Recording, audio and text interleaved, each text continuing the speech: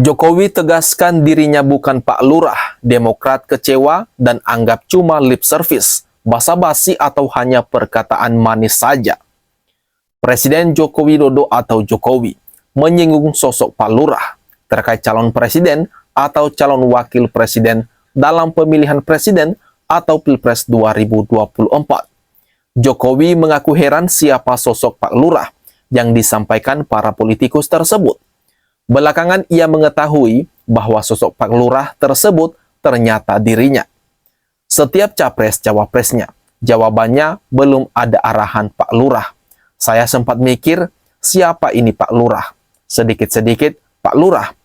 Belakangan saya tahu yang dimaksud Pak Lurah itu saya, kata Jokowi dalam sidang tahunan MPR di Kompleks Parlemen Jakarta pada Rabu 16 Agustus 2023. Jokowi menegaskan ia tak punya peran apapun dalam Pilpres. Dia tak mau ikut campur karena proses pemilu adalah urusan partai politik. Jokowi pun mengulang pernyataan beberapa waktu yang lalu dan menegaskan lagi bahwa dirinya bukanlah ketua umum partai politik. Saya bukan Pak Lurah, saya Presiden Republik Indonesia, tegas Jokowi. Ternyata Pak Lurah itu kode. Tapi perlu saya tegaskan, saya ini bukan ketua umum parpol, bukan juga ketua koalisi partai, dan sesuai ketentuan undang-undang yang menentukan capres dan cawapres itu parpol dan koalisi parpol, ucapnya menambahkan. Sebelumnya, Jokowi sering dikaitkan dengan Pilpres 2024. Dia disebut-sebut mengarahkan dukungan ke beberapa kandidat presiden. Jokowi memang ikut dalam deklarasi bakal calon presiden PDIP Ganjar Pranowo. Jokowi juga beberapa kali menyebut Prabowo Subianto sebagai menterinya yang akan menjadi calon presiden. Wakil Ketua Umum Demokrat Beni Kaharman menyoroti pidato kenegaraan Presiden Joko Widodo atau Jokowi di sidang tahunan MPR.